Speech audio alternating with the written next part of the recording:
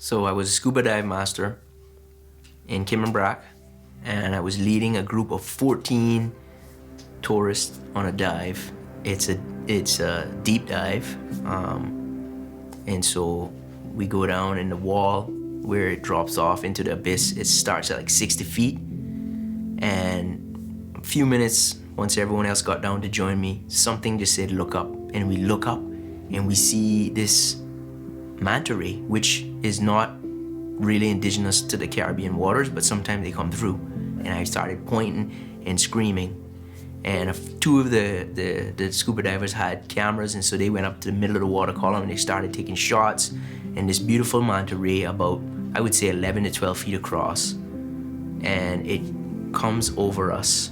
And then it slowly does a huge loop, and it goes around, and then it takes two big whips of its fins and starts to move in just one and in two, and it just flies down the wall. And all of us were just in complete awe of this incredible, majestic creature. And this was like one of my highlights of my scuba diving career and as a human in this world.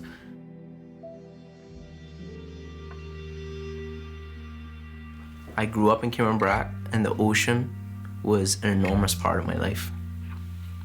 Caymen Brac is 12 miles long, mile and a half wide, and about 2,000 people, surrounded by the awesome Caribbean Sea.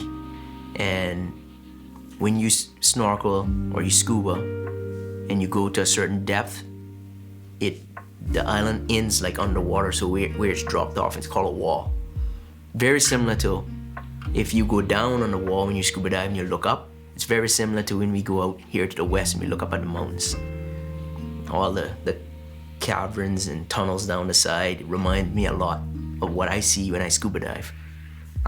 Maybe that's why I love the mountains so much, because there's a connection there to the ocean. Maybe that's why I love Canada so much, because there's a connection to the ocean. So once upon a time, this too was tropical, believe it or not. And I just think that's really fascinating. Ocean makes me feel a sense of awe, a sense of mystery, and it just really beckons me to enter it. And I had this always love for the ocean. My dad taught me that. And when I go into the ocean, it's almost a sense of an escape or solitude, or because it's so quiet. It's just so still. The noise of cars and horns or ambulances, all of that just goes. You can hear things crackling and popping. You can hear the parrotfish, if you listen close enough, crunching the coral, which is pretty incredible. And so that's weird to me. It's a sense of solitude the ocean brings as well. And in many ways, it reminds me of when Jesus went away to the mountains to pray. There's a sense of that when I scuba dive. Deep calls to deep. At the roar of the waterfalls, all your breakers and your waves have gone over me. You know, that passage always really resonate with me, because I think when I think about the ocean, it draws me in to think about God in that way. Of the deep in me calling to the deep in Him. And the ocean, to me, is a representation of that depth. All the things we know, there's still a lot we don't know.